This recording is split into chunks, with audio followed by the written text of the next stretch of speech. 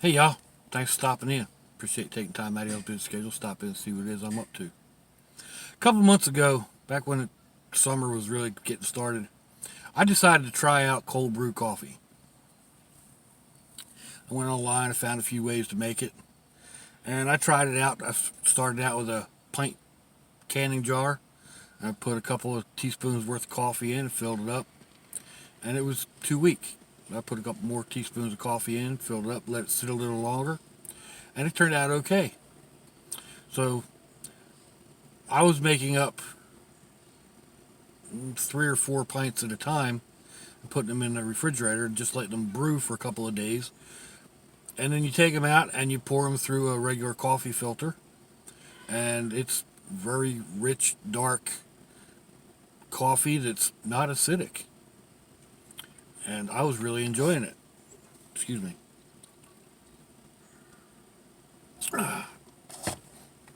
Of course, in summertime, you don't need hot coffee. And I was mixing it with Coca-Cola, with ginger ale, pouring it straight over ice. I was really enjoying it.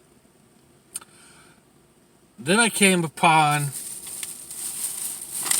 this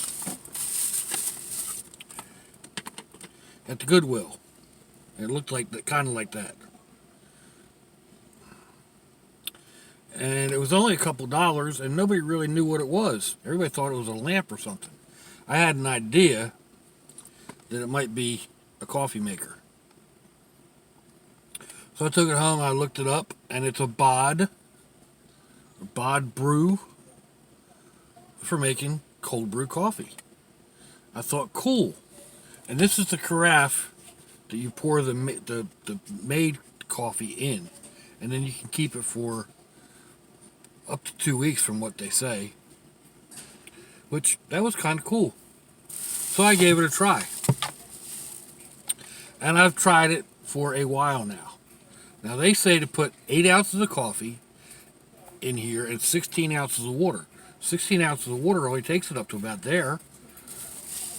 That about fills this up. So, okay, that's kind of understandable. I let it brew for the time they recommended, which was 12 to 18 hours, I believe, something like that. And yeah, it was barely colored water. But I said, okay. And I made it back up again, and I let it sit for over a day. It wasn't a whole lot better. So I doubled up on the coffee grounds. Now I'm only using regular coffee that I buy for making in my drip brewer. So that could be part of the problem. I'm not saying it's not. But I was up to about 8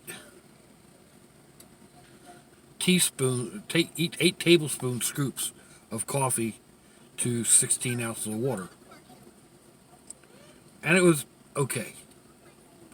So by the time I got done, I was up to 1.25 cups of coffee grounds, and I had this filled all the way to the top, and I let it sit for about 3 days. And it was coming out rather nice and dark. But this thing is a pain in the neck to use. If you don't have this bottom screwed on just right, it leaks. And of course, once you have it filled up, it's difficult to take it back apart again. So, yeah, it's a real pain in the neck. It makes decent coffee, but it's difficult to use it.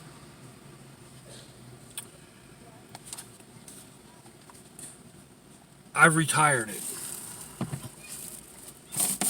I've gone back to the basic method.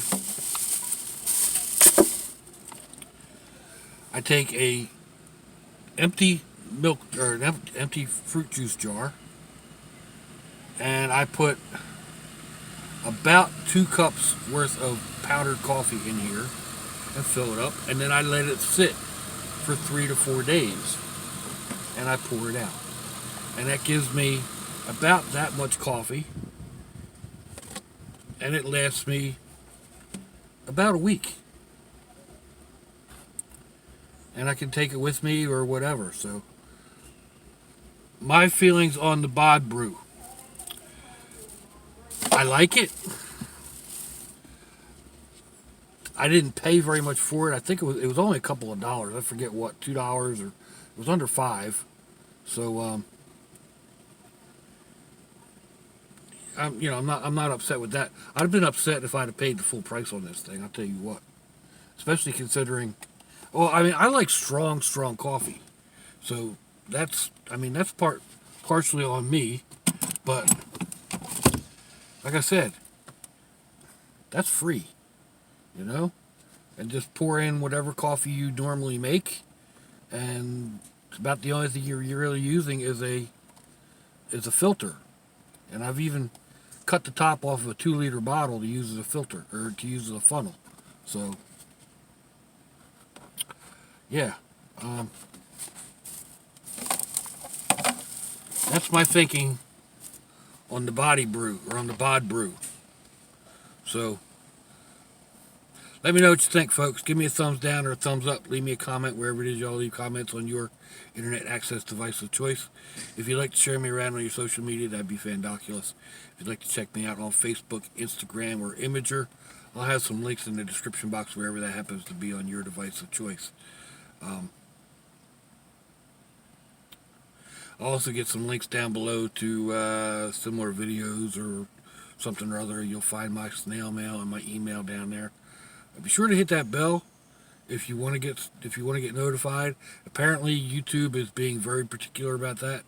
I've found on my own subscriptions, if I haven't clicked the bell, I don't get all the notifications. So, just double checking on it. Anyway, cancer is an insidious disease, people. It doesn't care if you're rich or old, rich or poor, young or old, male or female. Cancer's going to kick your butt. It's going to rock your world. It's going to rock the world of the people around you, too. Breast cancer is the one that's rocked my world the hardest. It doesn't care. I mean, men get breast cancer, too. It doesn't just affect your breast. Sometimes the first symptom can be in your lymph node. It could feel like a blind pimple, or maybe skin feeling a little thick, or maybe something that it just won't stop itching. Anything that doesn't seem normal, go talk to a doctor, even if it's nothing, you know. If it turns out to be nothing, that would be a good thing, right? Anyway, yeah, if your loved ones are nearby, give them a kiss and a hug. If they're not, give them a call. Hit them up on Facebook. Let them know you think about them. Let them know you love them. We're not promised tomorrow, people.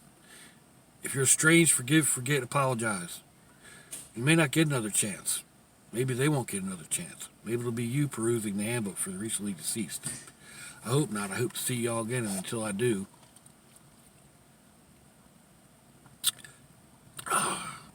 Sriracha, y'all.